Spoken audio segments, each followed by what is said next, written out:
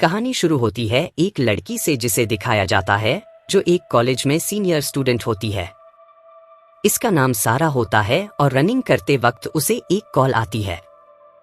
यह एक इंटरव्यू की कॉल होती है जिसका उसे काफी देर से इंतजार था और वो बहुत खुश होती है। लेकिन इस इंटरव्यू के लिए उसे वाशिंगटन जाना पड़ता है और वो सारा के घर से काफी दूर होता है।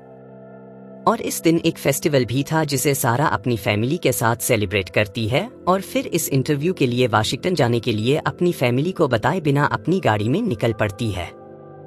अब जिस रोड से उसे जाना था वहां फेस्टिवल की वजह से काफी रश था, तो वो एक दूसरे रास्ते पर जाती है, लेकिन वो रास्ता आगे जाकर बंद हो जाता है।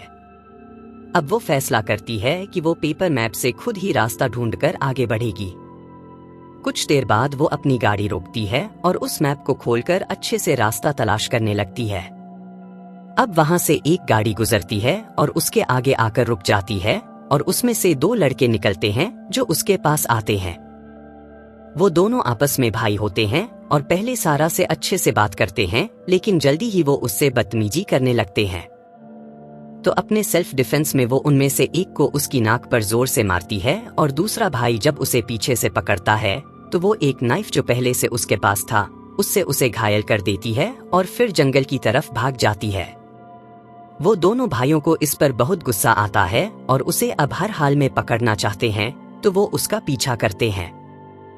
लेकिन सारा बहुत तेज भागकर जंगल में इन दोनों से काफी दूर आ जाती है। अब वो इनसे तो बच गई थी, लेकिन इस जंगल में अब गुम हो चुकी थी और उसकी टांग भी जख्मी थी।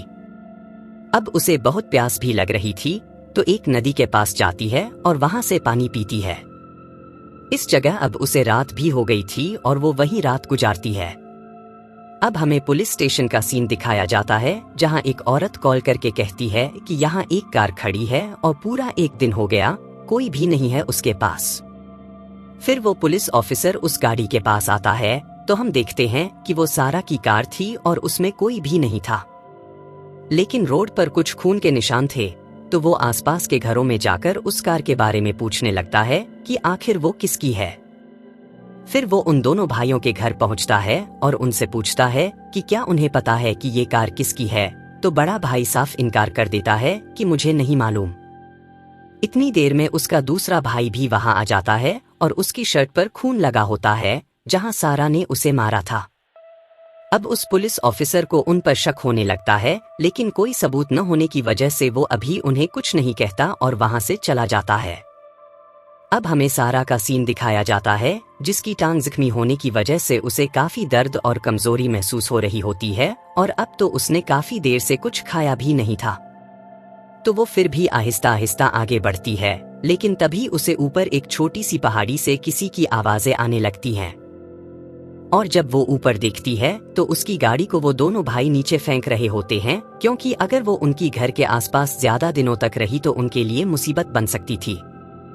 अब सारा अपनी गाड़ी के पास जाती है और अपना मोबाइल निकालती है, लेकिन वो बुरी तरह टूट गया था और उसकी बैटरी भी लो थी। ऊपर से मुसीबत ये होती है कि यहाँ जंगल में कहीं नेटवर्क भी नहीं मिल रहा था। वो इधर उधर जाती है कि मोबाइल में नेटवर्क आ जाए, लेकिन कोई फायदा नहीं होता। अब ज्यादा कमजोरी की वजह से वो बेहोश हो जाती है और जब उसकी आंख खुलती है तो वो अपने आप को एक घर में पाती है और वहां उसके सामने एक लड़का होता है जिसका नाम लोवेल होता है और उसने सारा की टांग पर पट्टी भी बांध दी होती है। लेकिन सारा उससे डरने लगती है और उससे चिल्लाकर बात करने लगती है। उसे लगता है कि शायद ये भी उसे नुकसान पहुंचाना चाहता है, लेकिन लोवेल उसे चिल्लाने से मना करता है। लेकिन सारा वहां से उठकर बाहर की तरफ जाने लगती है, लेकिन कमजोरी की वजह से फिर से बेहोश हो जाती है।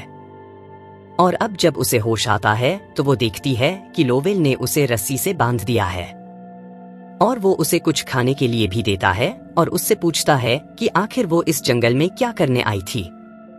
तो सारा उसे सारी बात सही से बता देती है। अब उन दोनों भाइयों का सीन दिखाया जाता है जो जंगल में सारा को ढूंढ रहे होते हैं। तो उन्हें उसके कपड़े का एक टुकड़ा मिलता है, तो अब उन्हें अंदाजा हो जाता है कि वो कहीं आसपास ही है। इधर सारा और लोवेल आपस में बातें कर ही रहे होते हैं कि बाहर से एक गाड़ी की आवाज आती है, जिसे सुनकर सारा जोर से हेल्प की आवाज लगाने लगती है तो लोवेल उसके मुंह पर हाथ रख लेता है और उसे कहता है, मुझे बाहर जाकर देखने दो। जब वो बाहर आता है तो बाहर वही दोनों भाई आए होते हैं। दरअसल वो दोनों लोवेल के कजिन्स होते हैं। वो उससे सारा के बारे में पूछते हैं तो वो उन्हें साफ मना कर देता है कि वो इस लड़की को नहीं जानता। लेकिन फिर भी उन्हें उसकी बात पर यकीन नहीं होता और वो लोग उसके घर में जाकर चेक करते हैं, लेकिन सारा पहले ही घर के बाहर आकर एक जगह छिप गई होती है। अब लोवेल उनके जाने के बाद सारा के पास आता है और उसे कहता है कि तुम्हें घर के बाहर नहीं आना चाहिए और उसे वापस घर में ले जाता है। दरअसल वो उसकी मदद करना चाहता था क्योंकि उसे पता था कि उसके कजिन सही इंसान नहीं हैं और वो उसे नुकसान पहुंचा सकते हैं। तभी हमें उन दोनों भाइयों का सीन दिखाया जाता है जिनसे मिलने वो पुलिस ऑफिसर आया होता है। फिर उस पुलिस ऑफिसर की मुलाकात एक सीनियर ऑफिसर से होती है जो उससे पूछता है कि उस गाड़ी का क्या पता चला, क्योंकि उसमें एक लड़की थी जो कई दिनों से लापता है और अब तुम्हें उसे हर हाल में ढूंढना होगा। फिर वो पुलिस ऑफिसर उन्हीं दोनों भाइयों से मिलने आता है और उन्हें कहता है कि उस लड़की को तभी तुम लोगों को जाने नहीं देना चाहिए था। अब बात बहुत ऊपर तक जा सकती है। दरअसल वो इन दोनों भाइयों से मिला हुआ था और एक करप्ट पुलिस ऑफिसर था। वहां सारा और लोवेल बात कर रहे होते हैं और सारा उससे रिक्वेस्ट करती है कि उसे यहाँ से जाने दे क्योंकि उसे वॉशिंगटन पहुंचना है एक इंटरव्यू के लिए। तो लोवेल उसे बताता है कि उसके पास कोई कार नहीं है और कुछ दिनों तक उसके कजिन्स कहीं बाहर जा रहे हैं कुछ काम के लिए, तब उनकी कार उसके पास होगी और वो उसे कहीं भी छोड़ सकता है। तब तक उसे सब्र कर लेना चाहिए वरना कुछ गलत भी हो सकता है। अब वो लोग काफी फ्रेंडली हो गए थे और सारा को उस पर यकीन आ गया था कि वो उसकी मदद ही कर रहा है और उसे नुकसान नहीं पहुंचाना चाहता। लोवेल दरअसल एक केमिस्ट्री का स्टूडेंट होता है और वो कुछ केमिकल से बना रहा होता है और सारा को भी उसके बारे में जानकारी देता है। अब वो दोनों भाइयों का सीन दिखाया जाता है जहां वो गाड़ी में बैठकर लोवेल के पास आते हैं और कुछ बॉक्स में सामान लाकर उसके घर में घुसते हैं और लोवेल तभी जानबूझकर केमिकल से धुआं कर देता है जिससे सारा उस घर से निकलकर आसानी से थोड़ा दूर चली जाती है।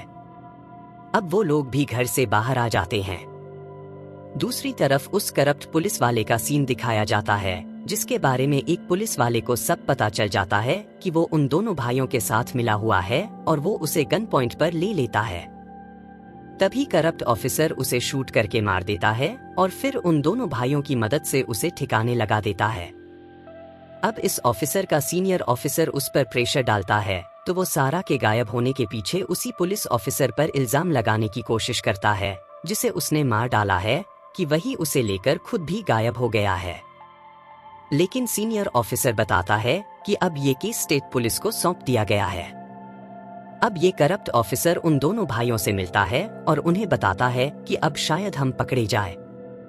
दरअसल ये इन दोनों भाइयों के साथ मिलकर ड्रग्स का बिजनेस करता था और ये भाई लोवेल से ड्रग्स बनवाते थे।